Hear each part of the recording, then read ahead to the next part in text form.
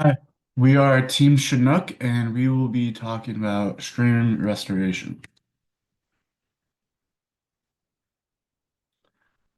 So basically stream restoration is we're going to be having this area split into three sections, the upstream, the culvert area, and the downstream.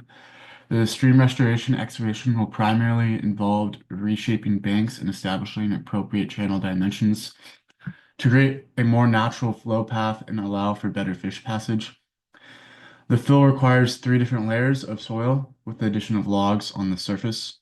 The fill for the culvert section will begin first because it relies on the tops of the culvert to be off for the equipment to access this section. The other sections will follow after the culvert section. We have three main safety items. One is that excavators and dump trucks require spotters to ensure equipment doesn't collide with anything or get too close to the edge of the excavated area. The second one is work will be conducted overnight, so there's no a risk. So there will be a risk of improper lighting, so making sure our work zone is pretty lit up is important. And then number three is improper layout that will cause overcrowding in the work area and inhibits work. So just making sure we're spread out enough with all the equipment in our work zone so people don't get hit is a uh, good for a good layout. Our top three quality risks. The stream bed material does not adhere to quality testing. The stream bed material will need to go through a lot of specifications to make sure it is adequate for our restoration. Number two is making sure our material is compacted completely in the culvert area and the surrounding areas. And number three is making sure our layers are thick enough, making sure they are adhering to the plans and making sure the native sediment, stream bed sediment, and fine material are all the proper width. So here are the three sections we're going to break up for our culvert planning and the three sections of work. Like I said above, section B is the one we need to start with. This is because it will be on the critical path. It will be on the critical path because we need the top sections of the culvert off in order to be working in this area. That's because we won't have enough height for excavators and all the workers to be placing all the sediment and everything into this area. So the tops of the culvert will be off. This makes it on the critical path. So basically, we have to do all the work inside B, or it would be super inefficient to do it with the tops of the culvert on. So we do everything in section B, put the tops of the culvert on, and then we can start working on the sections C and A afterwards.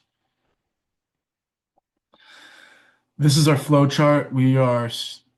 As we said above, on the previous slide, we're going to be starting with the native sediment B, going to stream bed sediment B, fine material section B, and then woody material B, and then after that we'll split off into stream bed sediment A, woody material A, and also stream bed sediment C and woody material C.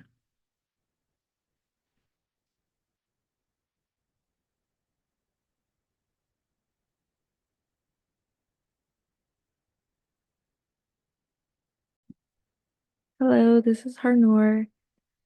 Activity 1 focuses on placing native sediment along the bottom of the culvert, which is the foundation of the stream bed inside the structure. The picture shows the first layer of native sediment being placed. Before this work begins, the culvert's bottom pieces must be installed and grouted. Timing will need to be coordinated with the culvert crew to avoid conflicts, and sediment delivery and material storage will need to be coordinated with the earthwork team. Compaction of the native sediment should be approved before moving on to activity 2. For limitations, we must ensure that only native stream sediment, either sourced on site or imported from an approved location, is used.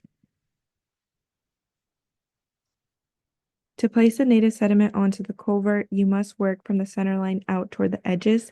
Depth requirements must be followed closely. Ensure that we achieve 1.5 feet of depth in the low flow area and up to 3 feet on the sides. The material will be placed in 1-foot lifts using an excavator, and each layer will be slightly compacted with a bucket or hand tools to avoid damaging the structure beneath. After the native sediment base is placed and clears inspection, activity 2 can begin. All wages are coming directly from King County. The labor and equipment costs will be the same for all sediments, which does not include the woody material. The wage for a laborer is $88.87 per hour. For a power equipment operator, it's about $112.54. A mini excavator is $356.34. The productivity for this crew is 74.75 cubic yards per hour. The native sediment quantity is 72.63 cubic yards. We are reusing native sediment, therefore cost per material and total costs are zero. The total time is 0.97 hours. Activity 2 is placing streambed sediment B. This is mixed with slash material, which is shown in the picture on the right. The material is placed in alternating layers of streambed sediment and sand, and each layer should be 1 foot tall. This process should be repeated for all layers about 3 times.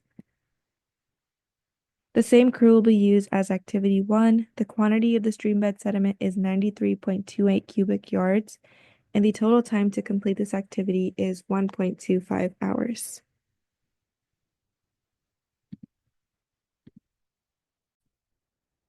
Hi, I'm Nicole, and for activity 3, we'll place about 1 inch of fine material over each layer of the slash and sediment mix in section B, and turbid water will be used to wash the fine material into the streambed mixture, which will help stabilize the material below. And this activity will follow the placement of streambed sediment and woody material in section B. And layers of the material must be approved by the stream design engineer or a representative.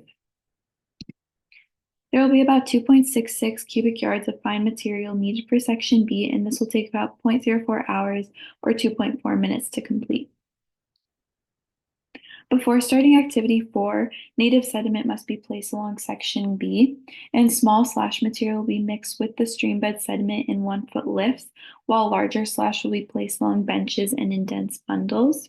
And logs must be approved by the engineer before placement, and a stream design engineer or representative must be on site during the placement of large woody material structures. And all imported logs must be conifers, free of decay, and also must retain bark. And root wads must be intact and at least twice the log's diameter. We will need about 5 to 10 cubic yards of large woody material, which has been salvaged by the Bureau of Land Management lands for the small slash material, and about 21 cubic yards of woody material like fir and cedar for the large slash in section B. This will take about 3.875 hours to complete. Activity 5 interacts with large woody material excavation and begins after the streambed restoration of section B has been completed. And excavations for the large woody material should be done before installing the streambed mix to avoid disturbing the finished bed. And excavation should be lined with streambed sediment, and streambed sediment must meet WashDOT standards per the specs. And dense slash should extend about 0.5 to 1 foot above the final streambed grade. So there will be about 53.51 cubic yards of streambed sediment that's needed for section A, and this will take about 0.72 hours to complete.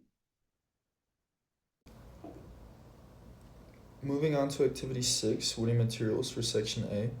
Prior to this work being done, we must ensure that section B is fully complete, as that is a critical item, as well as the streambed sediment for section A. Some overlap of work might include minor interactions with work being done for streambed sediment and placement of slash. In addition, logs should be approved by engineer prior to them being used, and the stream design engineer or representative must be on site for the construction of this activity. Limitations include that all imported logs are to be conifers and free of decay, and root wads are to be fully intact and a minimum of 2 times the log DBH. This is the woody material we got from section A. Here's some diagrams. As mentioned, wages are set by King County. For this activity, we'll be using 6 laborers at a wage of $88.87. We will be using 1 power equipment operator at a wage of $112.54. We'll be using 1 mini excavator at a cost per unit of $356.34. For materials, all logs are going to be $1,000 each. For log type A, we'll be using 3, coming in at a total cost of $3,000. For log type B, we'll also be using 3, coming in at a total cost of also $3,000. For log type C, we will be using 12, coming in at a total cost of $12,000. And the total quantity of slash that we will be using is 2 cubic yards, coming in at a total cost of $104. Total time for this activity will be 5.38 HR. Log productivity will be 5 minutes per log, and slashing productivity will be 8 cubic yards per hour. Activity 7 will be establishing the streambed sediment for section C. The only predecessor to this activity would be completing section B. Some work overlaps that might occur with this activity, in which we will have to plan accordingly, is the large woody material excavation and the section B streambed restoration. This activity requires the streambed sediment to be installed per detail on sheet SRD04. Excavations for the large woody materials should occur prior to streambed mix installation, and also excavation should be lined with streambed sediment. Limitations for this activity are that streambed sediment shall be washed-out streambed STD spec 9-03.11, and the dense slash should be extended approximately 0.5 to 1 foot or 1 feet above the final streambed grade. So for this activity, the labor and equipment wages and quantities are the same as activity 6 as seen. The only difference is the materials. We will be using 66.07 cubic yards of streambed sediment, coming in at a total cost of $3,633.85. The total time will be 0.88 HR, and the productivity for this activity will be 74.75 cubic yards per hour. I'm Jesus Ambris, and for activity 8, we'll be focusing on the installation of woody materials in section C. This includes logs and slash bundles designed to enhance habitat and stabilize the stream channel. Predecessors for this task include the completion of streambed sediment, fine materials, woody materials of section B. Interactions include streambed sediment of section C.